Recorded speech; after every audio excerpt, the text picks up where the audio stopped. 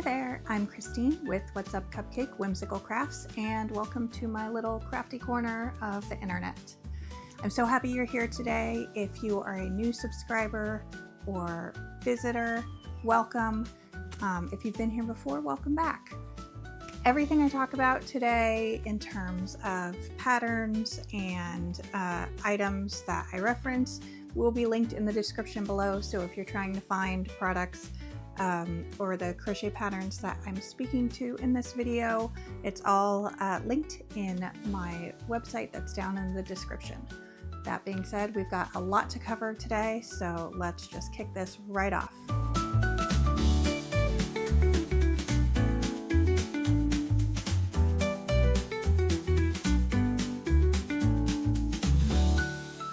Some of the things I plan on covering today, I'm going to go through quite a bit, but the biggest topic is going to be my market recap. I had a market on Saturday, July 5th in Raleigh, North Carolina, and I'm excited to share the details of that market, including what sold, for how much, and then total sales details. With that, I did have quite a bit of stuff leading up to this market this week, including a full recount and evaluation of my inventory that I am currently using within my market space. There's some items that I made at the very beginning of my crochet business that I just don't bring to markets regularly, or where I've kind of pivoted what I'm focusing on. And that being the case, I wanted to get a clear idea of like what exactly I'm going into markets with in my inventory. So I laid out everything that I had, all of my new items, and did an inventory count, updated my square. That's what I use for my markets. And yeah, it's quite an endeavor. So I'll have footage from that process, as well as I had some orders from my Etsy shop for amigurumi sticks, safety eyes, stitch markers. So I've got some order packing details to share. And in addition to that, I did some changes for my setup for this market. So this market was once again at the North Carolina Museum of Art campus in Raleigh, North Carolina. And it is an outdoor space, and the market itself is hosted by Triangle Pop-Up. And for this venue, they do not allow tents. Unless the forecast is looking to be iffy, there are no tents allowed. Also, you're kind of situated around various like landscape items. They provide a table for you, but it's usually centered in front of a tree. So you have a 10 by 10 space, but it's very fluid. So it's not my usual market setup. The last time I did this market, I will try and insert a link of that video. It was my first time doing the market, and I had never worked with the space before and wasn't quite sure what to expect. So while I think that overall it was a successful setup, I spent a lot of time putting my booth together. I took the full 2 hours of setup time that they allocated.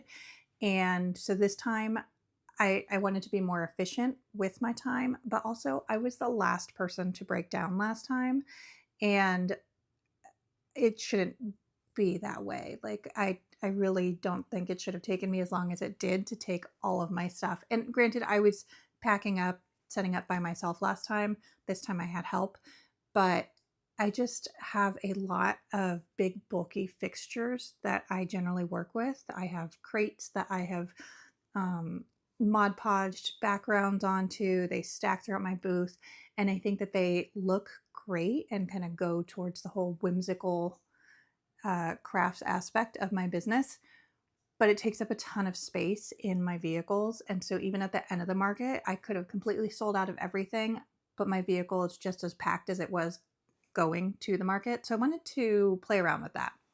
So I had some new fixtures this time. While my setup was still a lot, I think that it was a more efficient use of space, and I did have some things that were easier to pack up this time. So I'll go into kind of the new aspects of what I did for my business for this market.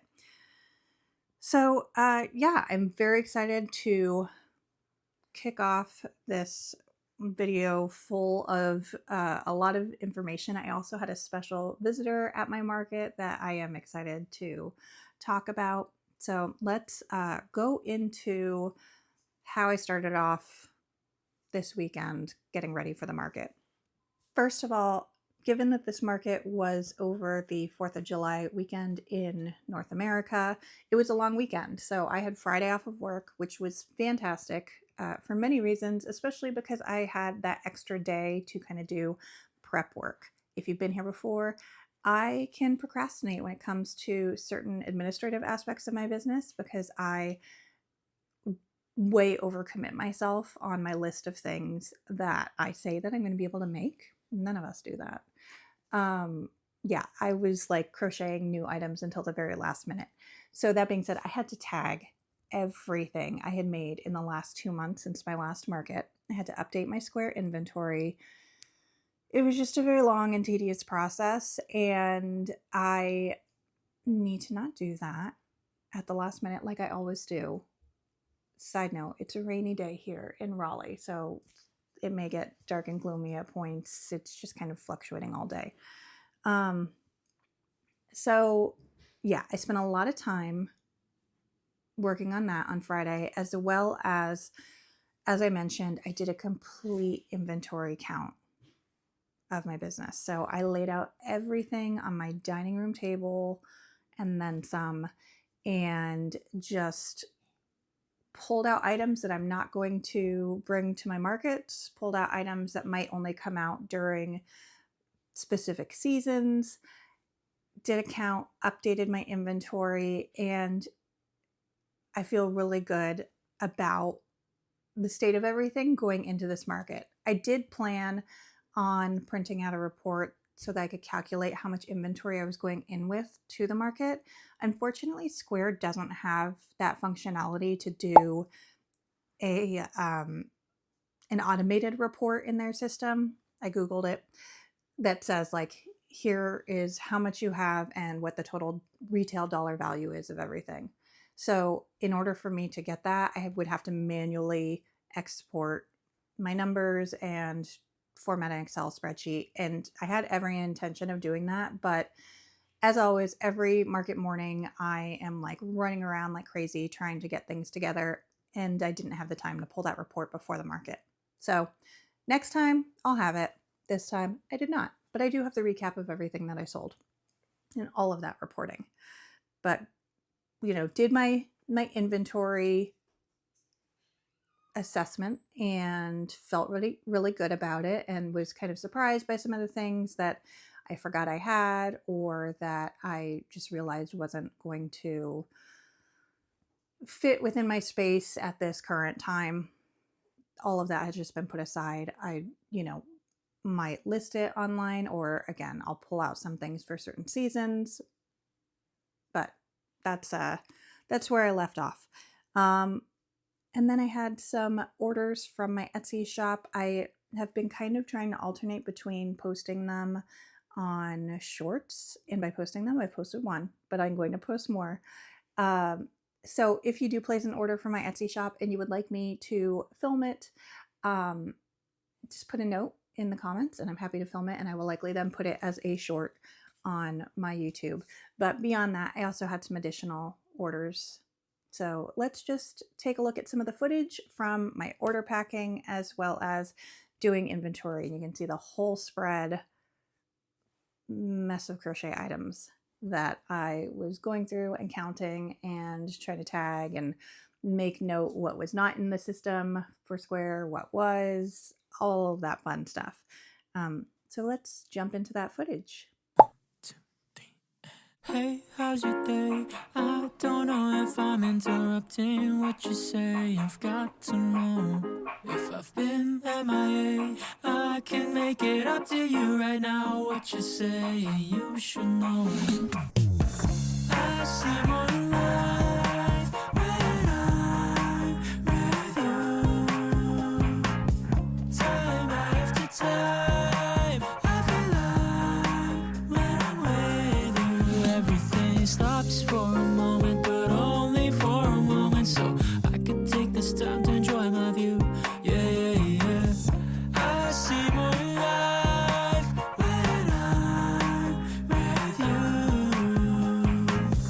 Don't be frowning, baby. You know I love you time and time again. Yeah. I've been trying lately, but I'm not perfect. I've been searching, then you came into my life. So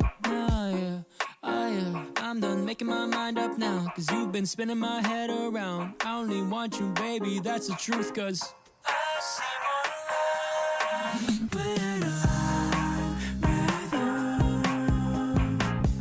Time after time, I feel like when I'm with you, everything stops for a moment, but only for a moment. So I could take this time to enjoy my view.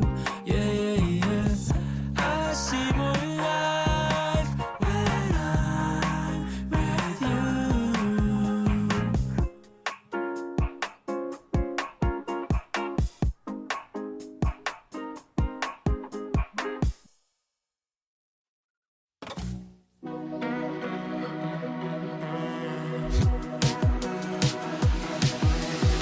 I shouldn't rush things, you know I know that. But it's kinda hard when it's something that I want so bad. I'm second guessing what I was sure of. You're secretly inside, I'm dying, emotionally violent. So tell me, what the hell am I doing? I don't know. Want it too much, we lose it so fast. What you try to control never seems to last. It feels criminal, hypocritical. But I can change it, the way I'm feeling. I just pretend like I don't even really see it. Yeah, it's all good now, what about forever? Secretly inside, I'm dying, emotionally violent. So tell me, what the hell am I doing? I don't know. Want it too much, we lose it so fast. What you try to control never seems to last. It feels criminal, hypocritical. When I made up my mind, I lose it like that. I thought I knew what I thought I had. It's so cynical, hypocritical. But it's alright, it's alright. Yeah, I'm alright.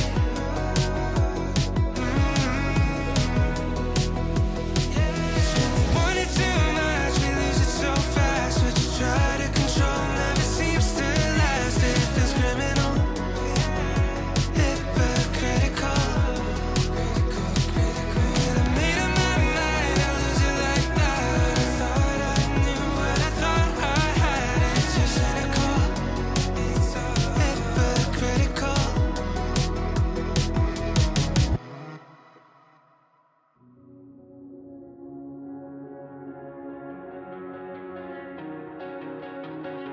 We parked your parents came in the cul-de-sac.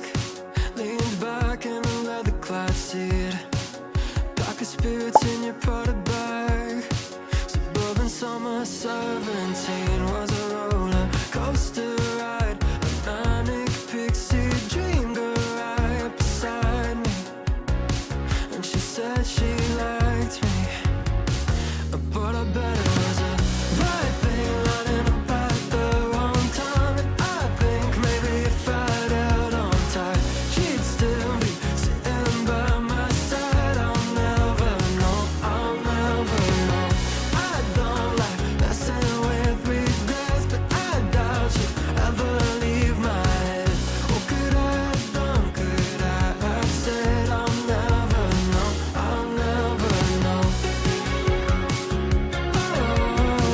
I'll never know, I'll never know. We were nothing alike, and I kinda like that. Came from different sides of the crosstown tracks. Guess it's true sometimes opposites attract, but it never lasts. So maybe it was just the right thing lining up at the wrong time. And I think maybe if I'd held on tight, she'd still be sitting by my side. I'll never know, I'll never know. I don't like messing with regrets, but I doubt she'd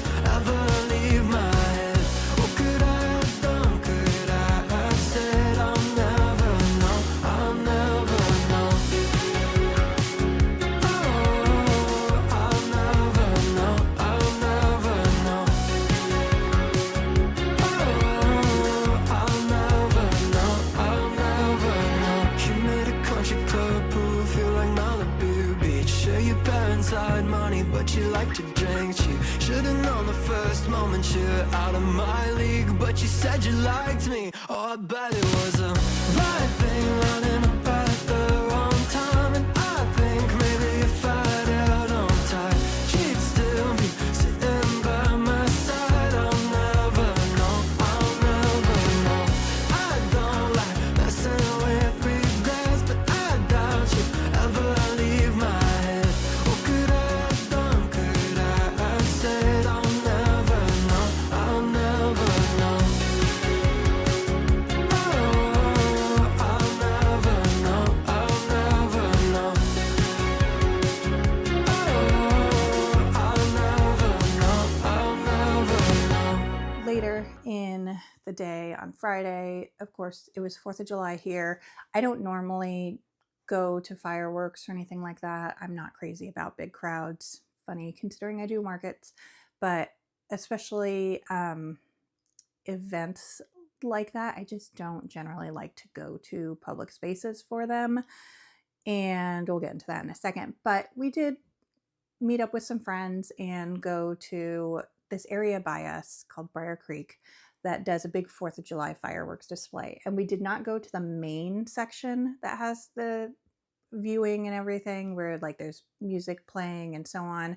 We went to one of the back like office complexes where it's a little less crowded, it's not as crazy, and that worked out really nicely for us. Our kids had a blast. They made friends with a bunch of random other kids that were there. Some of them were actually from their school, so they just had fun running around, doing sparklers, little cracker pops. That's about the extent of what we do.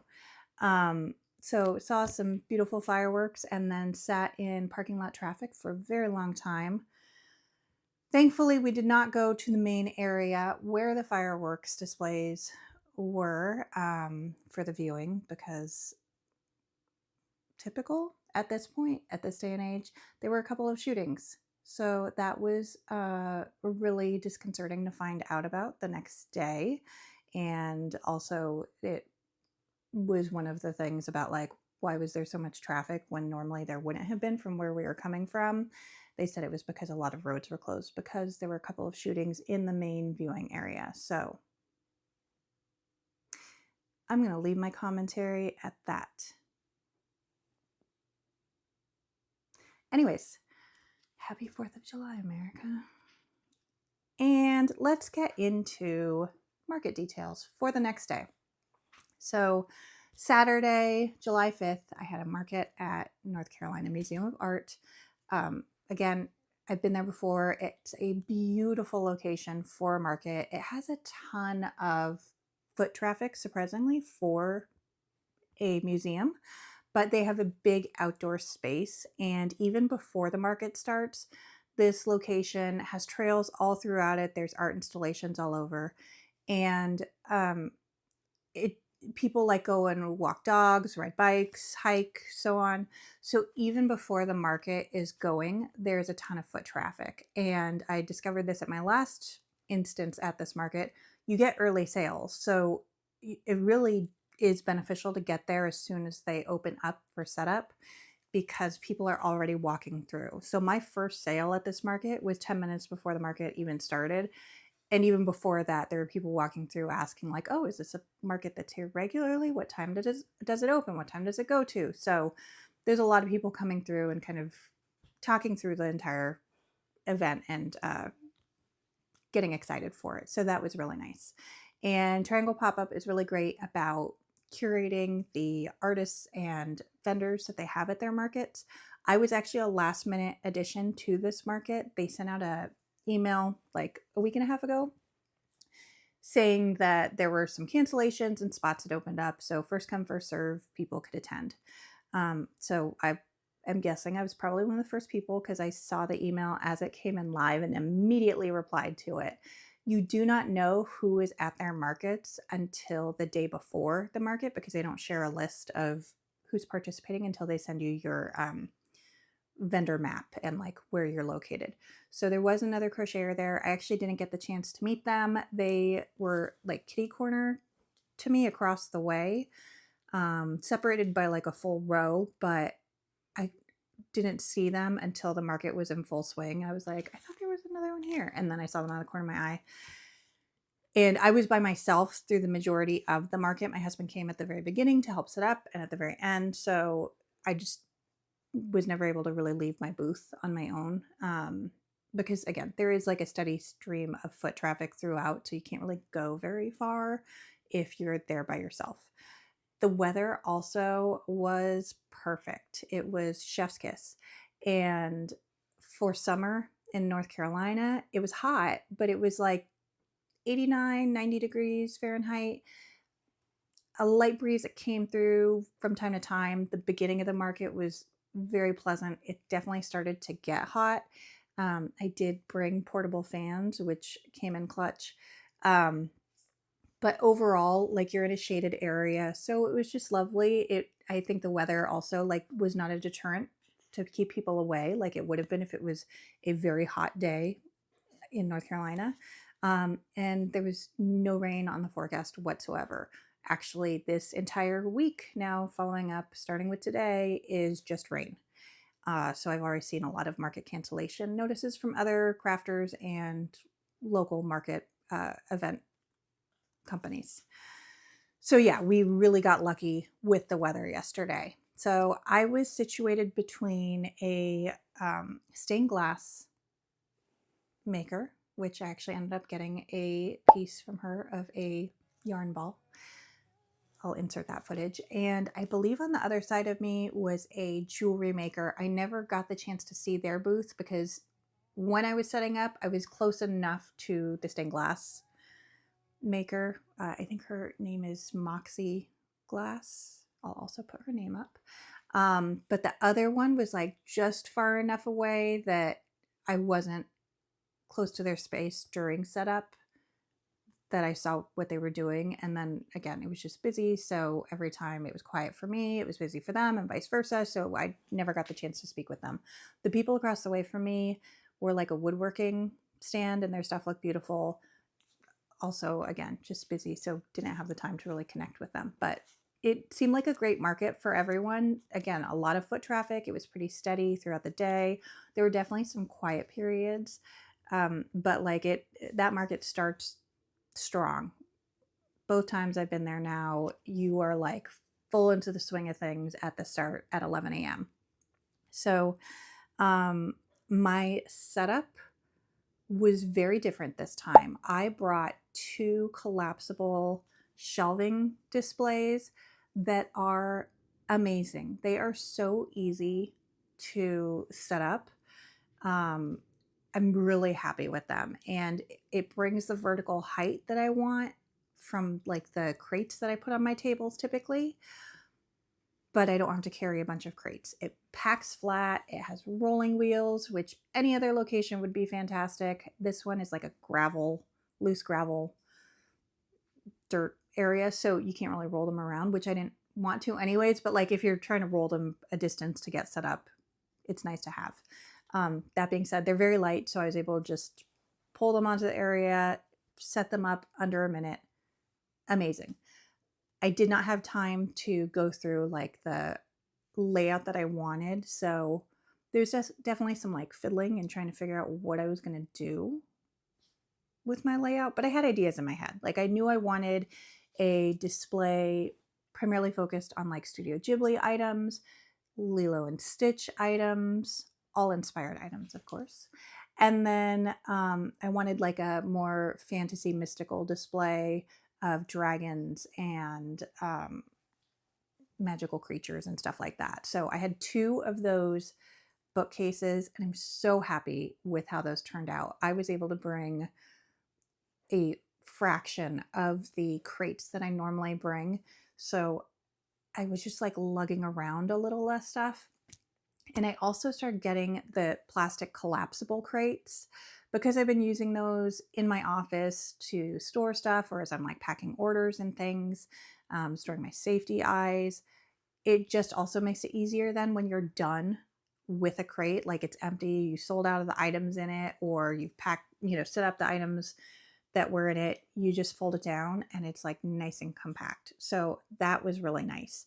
I didn't use that many of them for the market. I think I had 4 total, and they weren't necessarily display items for me. It was more carrying things in and out, but like those were really great. And I was able to collapse at least a couple of them for the journey home, which just made it easier to pack things up, at the end of the market.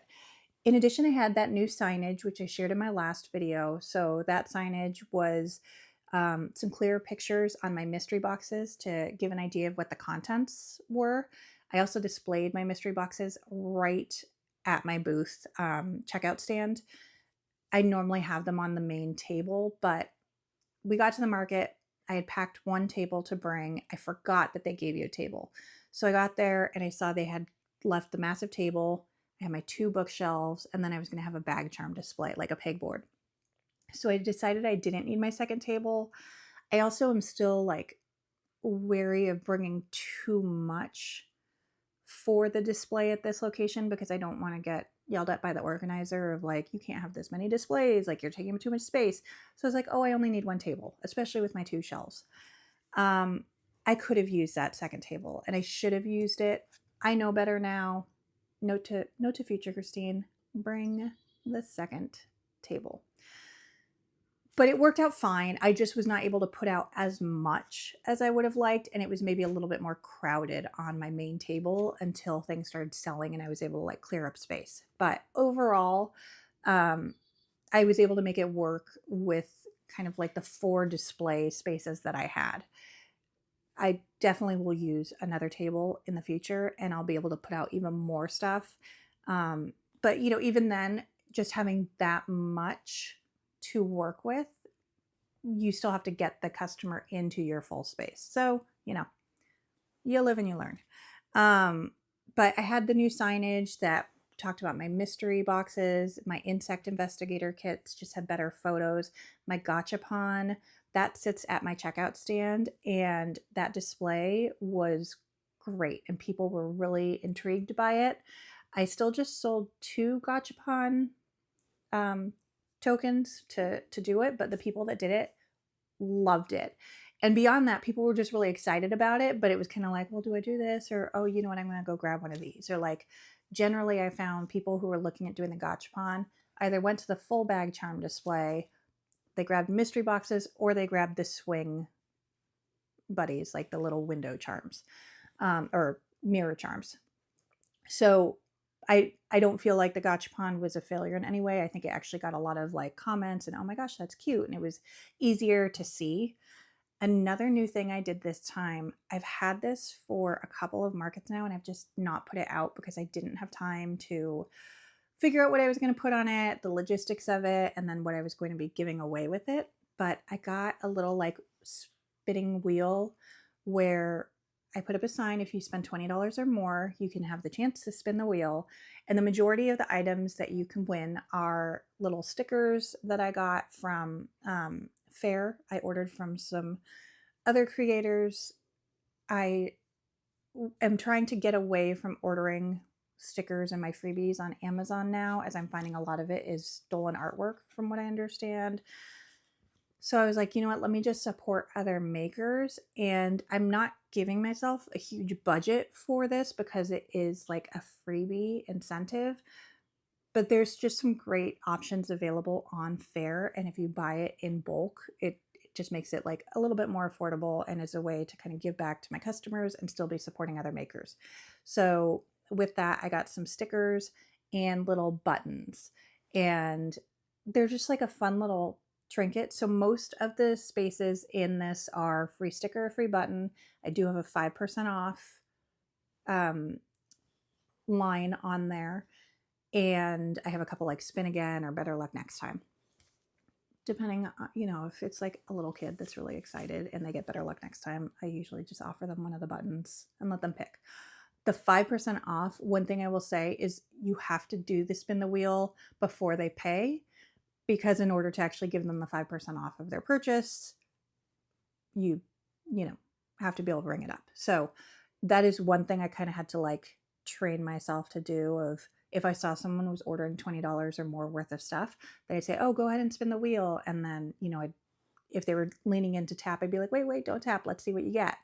And I think there were maybe 4 spins that got 5% off.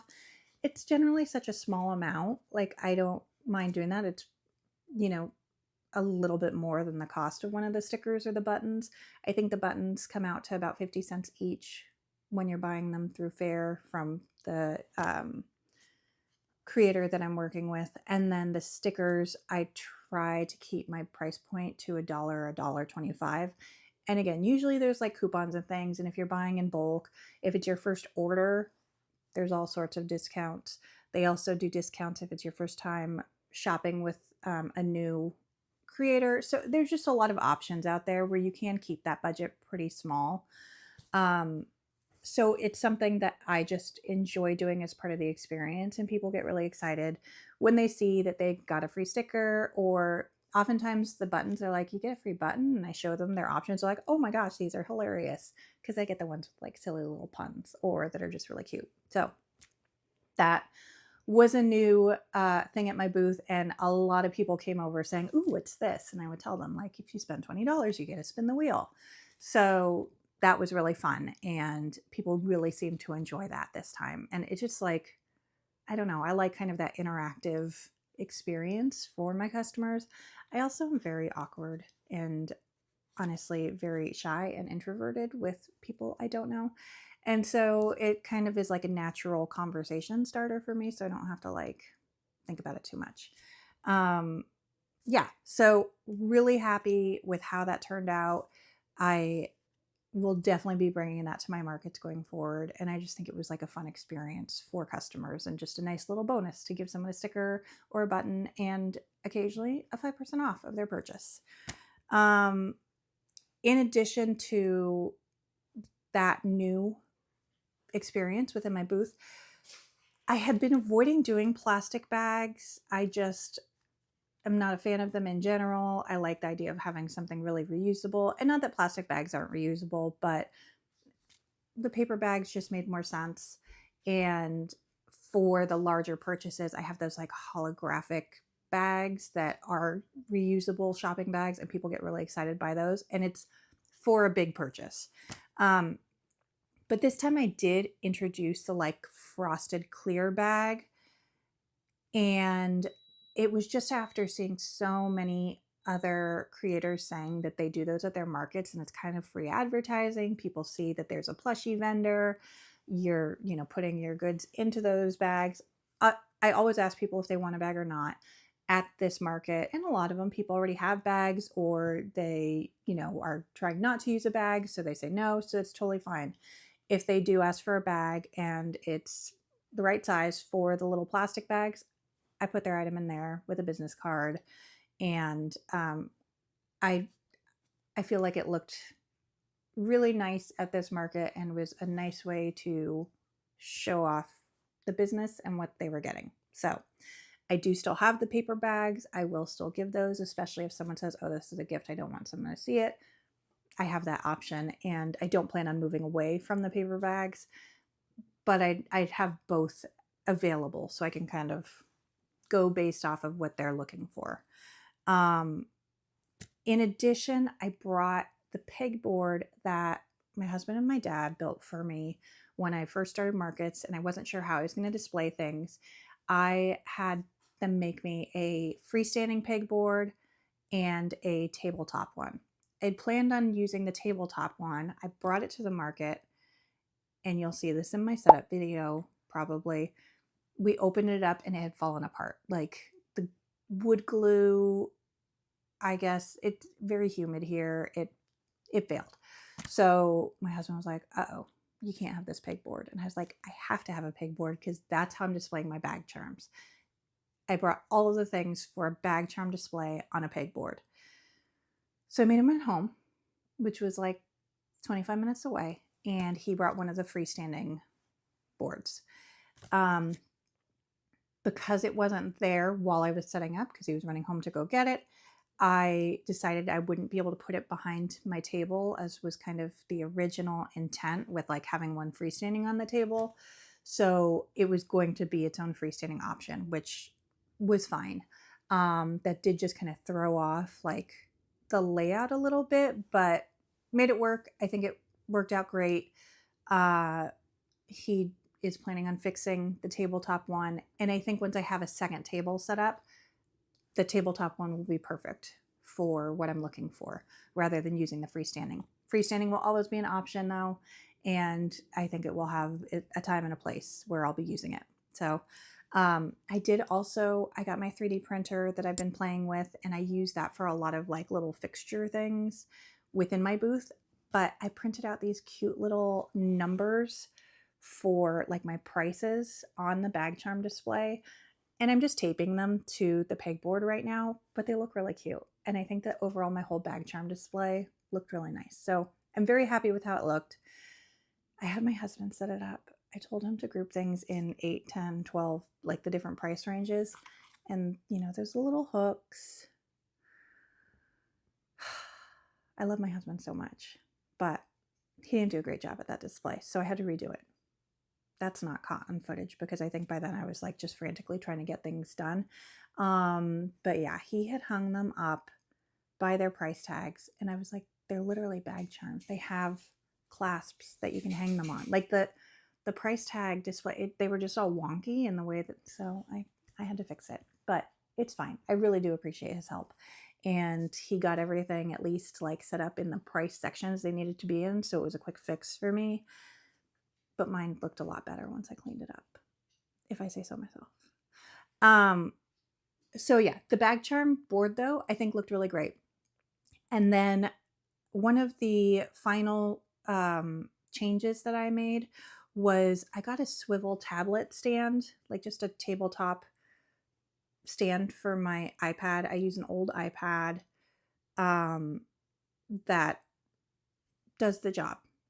And I have it on, typically it's like in its own case that kind of stands on its own. But every once in a while, I have a customer who has the credit card setting where they have to sign, or they want to type in their email address for a receipt. And I don't want to take their email address myself because it's always this awkward, like, did you say this or did you say this? Like, you just type it in for me. So that swivel was amazing. I saw someone else had it in one of their market recaps, and I was like, that is genius. I'm going to give it a try. It was perfect. It just zipped right around, made it so easy for those signature transactions or for typing in an email address. Should have gotten it sooner, but very glad I had those. And all of those items are linked in my preferred supplies list. I have it broken into sections of like general supplies, market supplies. They are affiliate links oftentimes for Amazon or something like that. So it costs you nothing extra. I might get a little bit from it. Don't feel obligated to use it. But if you're looking for any of those things, they are linked in my description. But yeah, those were really the big changes. And honestly, I'm happy with all of the updates I made this time from that perspective. Aside from that, though, it was my typical kind of market setup. I did have the addition of my new adoption kits, and we will talk about that when we go into the breakdown. But essentially, I had adoptable puppies, kittens, snakes, and rats. And they were displayed in different baskets.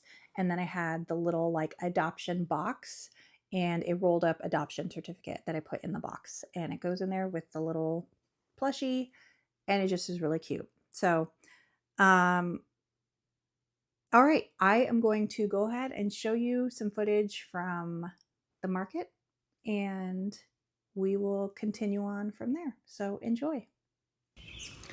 It's market morning. I'm already getting sweaty, but we are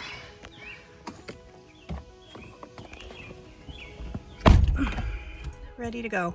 I thought that I had a more streamlined setup, but I feel like it's just as much stuff as it usually is, so we'll see. But I'll check in again shortly. Bye.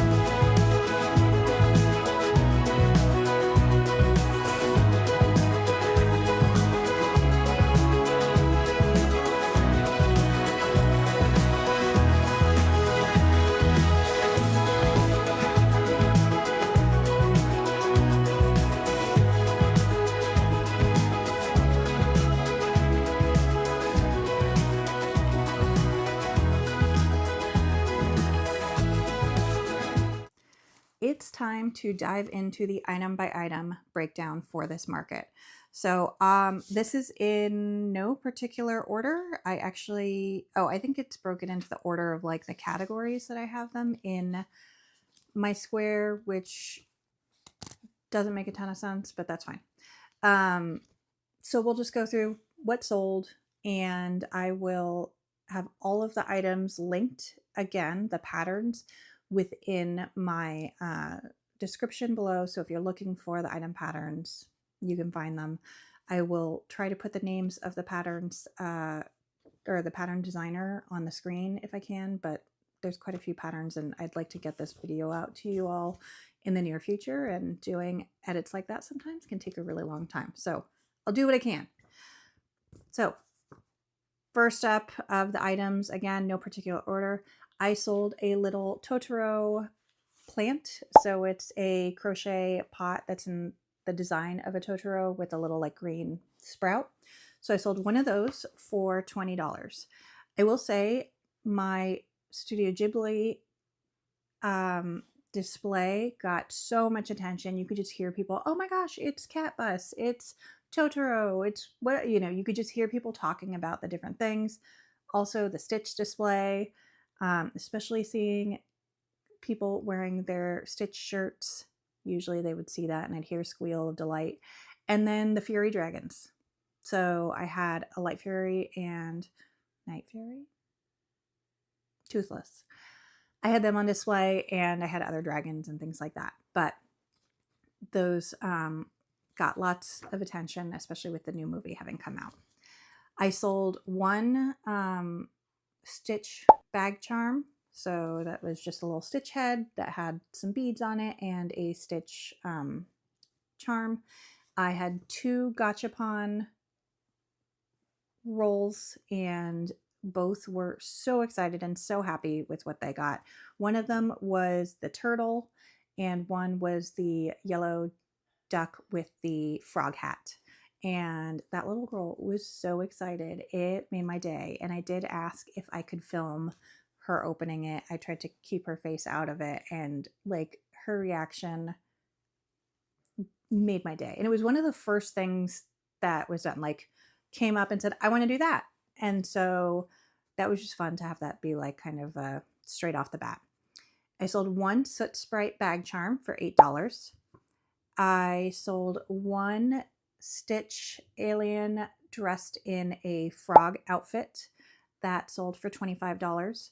I sold one fuzzy Stitch. I used it's not Feels Like Bliss. I think it's a Lee's Voluto Softy Plus. So it came out really fuzzy and cute. That person was very excited for that. They said it was a gift for their niece. I sold a medium Stitch doll. I sold one, and I only had one. Actually, all of those Stitch items, I only had one of each too. But I sold one duck with a Totoro hat. That's one of my favorite new makes. That was a $30 item. And it was just a cute little white duck wearing a gray Totoro hat. I sold both of my Fury Dragons, Toothless. So those were $45 each. And I had one Light Dragon at $45. So again, those got a ton of interest. The Light Dragon sold probably with 1 hour left into the market, and the Fury Dragons I sold one maybe 3 hours in, and then one in the final hour. But again, they brought a ton of people over to the booth. People were very excited by them, and I felt like people were kind of flip-flopping between the Fury Dragons or Stitch when they were, because both movies came out recently. I sold my one small Totoro. I wanted to make more. I just didn't have time. It was $14. And that is just, I try to have like a small Totoro option. And I actually had someone 5 minutes after that item sold come up and said, there was like a little gray Totoro. Do you still have it? And I was like, it just sold. And he was like, I knew I should have gotten it. And I swear that happens every time with that item in particular. I need at least 3 of them each market. Future self, you need 3 small gray Totoros. So I sold one slouchy capybara. I only had one, and that's the pattern from All From Jade, the couch buddies that are like slouchy. And they were looking at capybaras. They had the small one. They were looking at the big one. I said, oh, I also have this slouchy one. They're like, that's the one I'm taking. And it had like a little orange on his head. Very cute. I sold one of my cat holding a yarn ball. I had 3 cats holding things, but one, the gray one, was holding a ball of yarn. So that was $28. I sold 2 cheeky turtles. I had 2 cheeky turtles. Those were $16 each. I sold 1 chunky bumblebee. Unfortunately, my fuzzy bumblebee walked away from my booth. I noticed about halfway through that I hadn't seen it on the table in a while, and I thought maybe it got placed somewhere else. Alas, it was gone. So it's a really cute pattern. It's very small, and it does tend to get picked up and handled quite a bit, but someone is enjoying that fuzzy bumblebee free of charge. I do not condone that, but it is what it is. I sold 4 chunky chickens. Oak and Marlowe pattern. It is the #1 selling item that I have. And yeah, people just got really excited to see those chickens. And I normally sell quite a few of them. I think I had 12 total at my booth, but 4 sold. But I feel fine with that. There were just so many things for people to pick from. I sold 2 of my yellow ducks in a green frog floaty. That is the pattern from Crochet Grove. I had 2 of them and both sold. So those are $32 each. I sold 1 headache platypus for $25.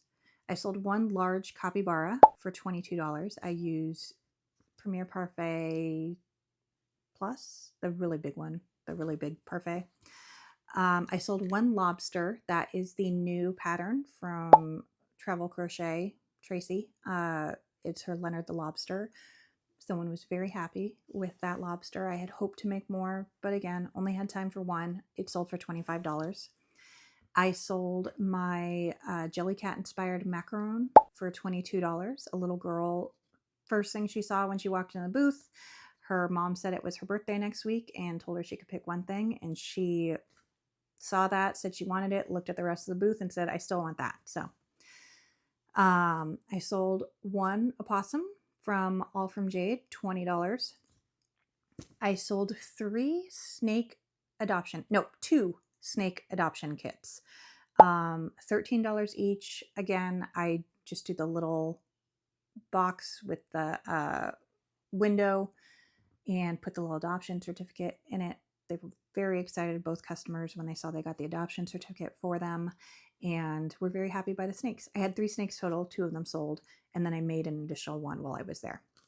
I sold my new T-Rex that I had made for $35. That's the new Crochet Grove pattern. I sold 2 axolotl pops from the cable and canvas pattern test that I did. I brought 4 of them. I sold 2, $12 each. And people were very excited about those axolotl pops. They were right by my checkout stand, and people just kept talking about them. I'm like, oh my gosh, I've never seen a little toy like this. This is so cute. It is, in fact, very cute. I sold 1 flower pop, also by Cable and Canvas, little fidget pop. I sold 1 pair of stitch markers. I brought some stitch markers and amigurumi sticks, and I have a sign saying, are you a crocheter? And have a display for that. So I sold 1 pair of stitch markers. I sold 1 of the bag charm frogs for $8. That was in my first Share the Love IG challenge video. I sold 1 lemon bag charm for $12, 1 narwhal bag charm for $10, 1 peach bag charm for $10, a strawberry bag charm for $10. I sold 2 insect kits, 1 caterpillar for $10 and 1 spider for $10. The insect kits, I didn't have them displayed as I wanted them to. I just ran out of space and time, but I did have the better signage for them, and they got a lot of attention, and I had a few people come up to me saying that they were just really cute ideas and that they love them. But 2 little girls got the insect kits, which I thought was perfect. Again, being in this outdoor beautiful space that had pollinator gardens and all sorts of stuff, and the bag charms themselves are just really cute. I sold one of these small alligators for $12. I sold one of my Will-o'-the-Wisp bag charms for $12. One small capybara for $10. That's a new pattern also that I used in one of my recent videos. It is linked in my description. One Chibi Totoro, I recently replenished those. I made 3 of them, but one sold for $5. I sold 2 pineapples. I brought 2. I sold one frog mini for $12. One mini panda for $12. I sold 4 mystery boxes. I did not check to see which mystery boxes sold. I will do that when I'm looking at my code spreadsheet of like what's in each mystery box because they're labeled. So I'll replenish those. But my mystery boxes I have, they're all patterns from Poggy's Place except for one is the anglerfish that is from Du Coton. And so there's anglerfish. There are the Poggy's Place patterns of the platypus, the possum, beaver, firefly, and something else that I forget every time. I sold 4 out of 4 positive pickles at $10 each. And I sold 3 out of 3 positive potatoes at $10 each. Last time I brought the whole collection of my positive plushies, the pickles were the ones that sold the most, so I brought the most. And I mean, that was the same case today, but today everything that I had sold from that basket. People like made a beeline to that. I would hear them as they were walking by, or they turn around from the booth across the way and see it and be like, oh my gosh, you need a positive pickle or potato or whatever. So I definitely want to have more of those. And as of the release of this video, I have posted finally my first ever pattern, and it is a free pattern on my Instagram at What's Up Cupcake Crafts. I have posted the positive potato pattern. So I made this pattern, and it's made in chenille yarn.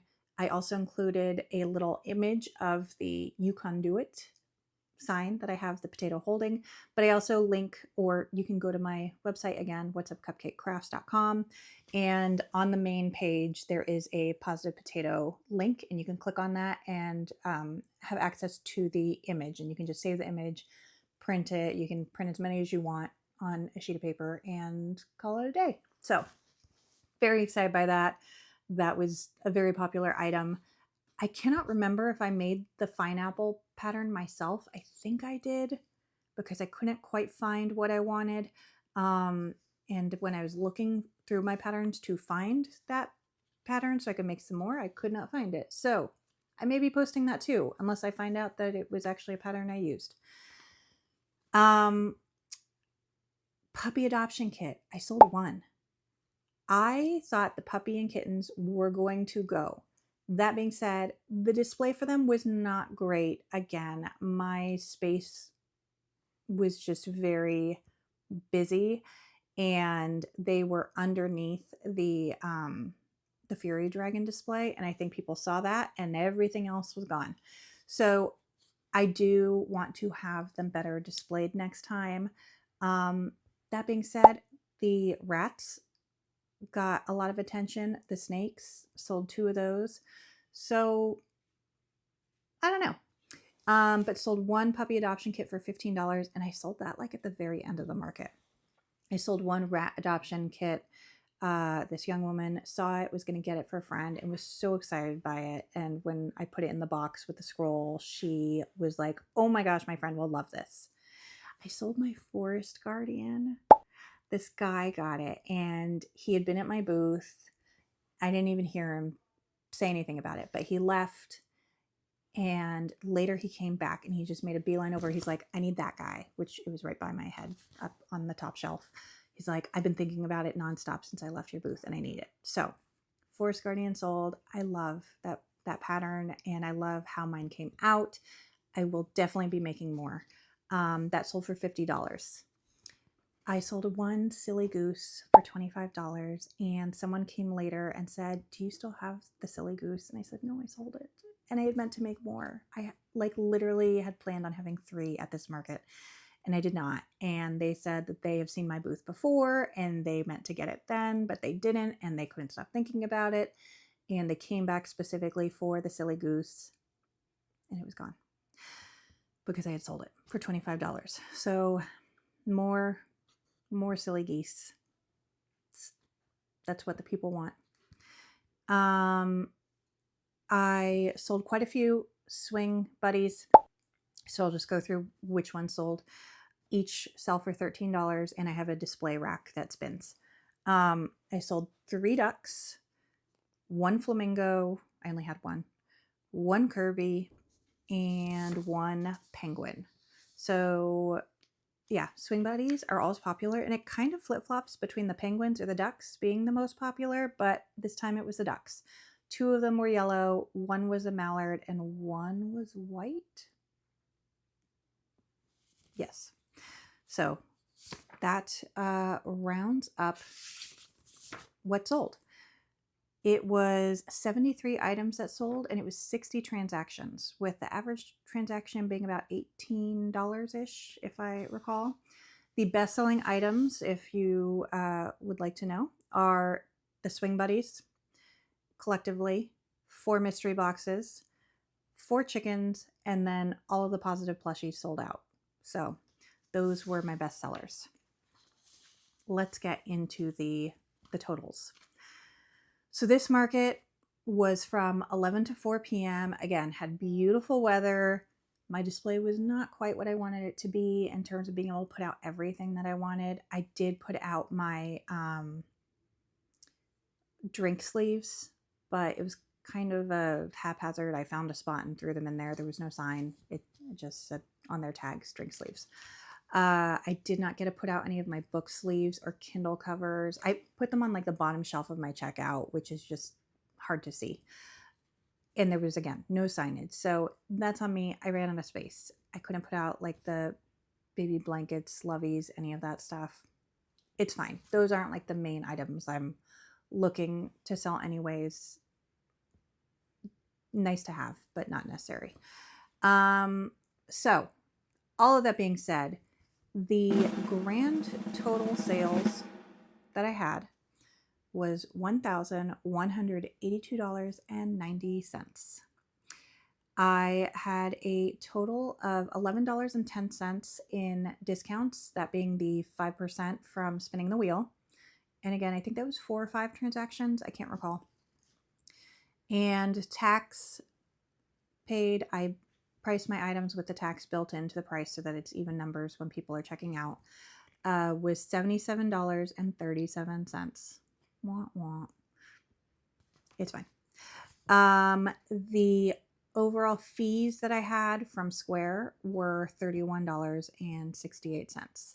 So of the $1,182.90, card transactions were $959.40. Cash was $223.50. So all of that being said, my net total sold was $1,151.22. My booth fee was $165. It's on the high end. It's typical for Triangle Pop-Up. I think that they do a great job spreading the word of their events, their marketing, newsletters, all of that. I really enjoy their events. They're very well run. And they're one of my favorite organizers in the area, if not the favorite organizer I have in the area. So it's worth it to me. I have, each time I've worked with them, done the additional $35 marketing fee where they post about you on social media and all of that stuff. I did not do that this time, primarily because this was an unexpected market for me. I was a last minute ad, and I've never done a dead of summer market before, so I just had no idea what to expect in terms of turnout and all of that. So I was kind of anxious about just putting more money into a market that I wasn't sure how it would do overall. I also wasn't sure if it was going to be icky weather, because we get gloomy rainy days like today. So 165 Normally I pay $200 when I'm doing that additional marketing fee. So my grand total then that I took home was $986.22 once you remove all of those fees and everything and count for the booth fee. Ultimately, that comes out to approximately $197 an hour for 5 hours of open market, not considering setup time and breakdown time and all that stuff. So I think it was a fantastic market day, especially not expecting to be doing a market in July. I'm really happy with the results. It was a beautiful day. I enjoyed chatting with the vendor next to me, and I had a special guest. I had subscriber viewer Kim from Heirloom Artistry came by. She drove like an hour and a half distance away with her family, and they came and stopped by the booth. We chatted for a while. I got a photo with her. She was a lovely human, and it was so nice to meet her. Yeah, I was just overjoyed to meet another crocheter and just be able to chat, and we talked about markets. She started up around the same time that I did. She does not have a YouTube. I'm working on her. But follow her on Instagram at Heirloom Artistry. Her YouTube name is different. I cannot remember what it is, but it's butterfly something. But she doesn't have videos, so if we can get her to. But she was lovely, and she was telling me what markets she's going to be doing. She's actually doing a bunch of festivals, which I haven't done any festivals except for the Lunar New Year festival market that Triangle Pop-Up did in January. So I'm going to hopefully go and check out at least one of them. They're generally a little further away, given that she is further away, but one of them is the Bigfoot Festival in Uwharrie, North Carolina, and another festival, the Lexington Barbecue Festival. I was like, all of these sound amazing. So I don't know my fall schedule yet. I've applied to a handful of markets, but they're all by Triangle Pop-Up, and they do not announce your addition to their market until about 2 months exactly before each market takes place. So I don't know my fall lineup yet, which is a little stressful, but I'm very hopeful and optimistic, and I applied to a lot of them. So fingers and toes are crossed. But that being said, if I don't have a market on the weekend of one of her festivals, I'm going to try and make it out there. I think it would be super fun to go see her at work, and then also to experience either a Bigfoot festival or a barbecue festival and bring the whole family. So yeah, maybe I'll do a festival next year. They're usually also through different application platforms. So I think EventMe has a lot of the festivals. And I just, I don't know. I'm figuring out my market schedule and like kind of my market strategy for the year. After starting this last year, so much of this is new to me that I was like, we'll just see how it goes. And yeah, so for example, Triangle Pop-Up is having a big holiday market. It's like a 2-day event, maybe it's 2 days with a Friday night setup.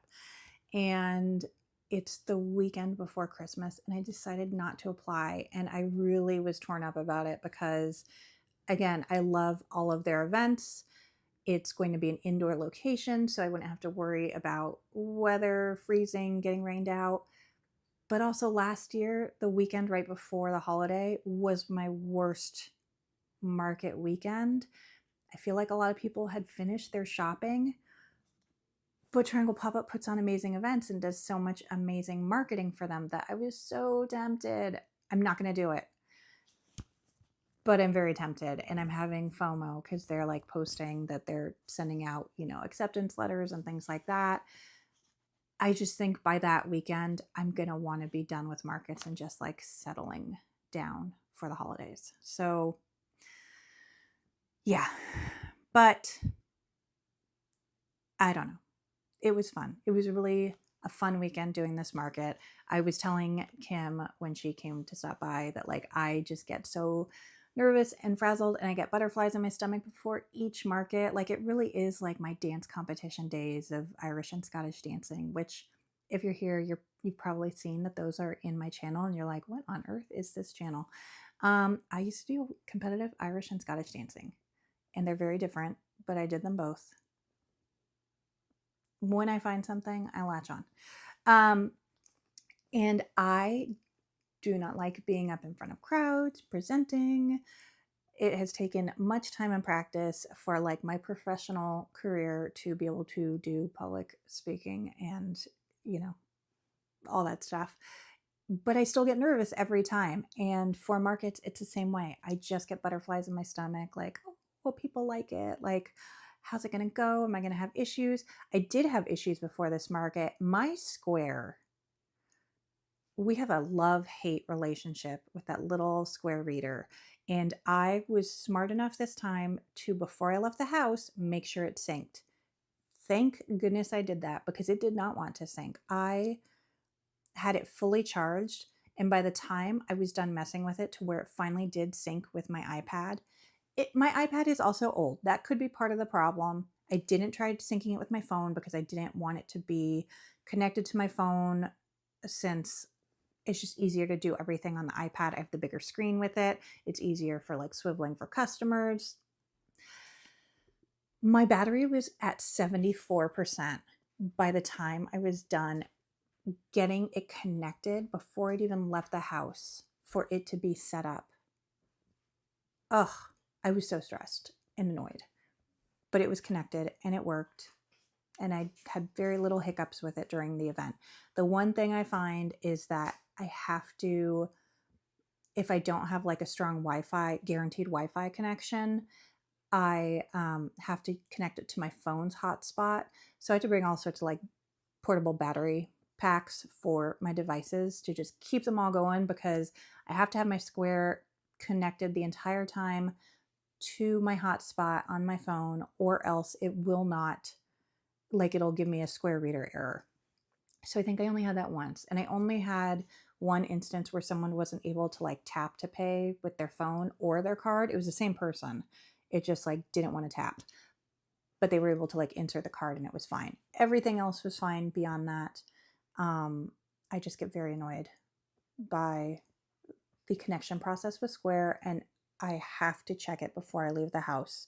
Otherwise, I know I'm going to be risking the chance that it will not sync. So it is what it is. But thank you so much if you've made it this far and went through my Square ramble too. But I really appreciate you being here. I hope that this information was helpful or interesting. If you are not already subscribed, I would love to have you join me again. So please hit that like and subscribe button. And I will be following up with more market makes in preparation for my next market in August. So I have some fun videos planned. My next market actually also has a theme to it. So we are going to be doing some makes to fit in with that theme. So more on that on this channel. I hope to see you again next time. Thank you so much and have a great day. Bye.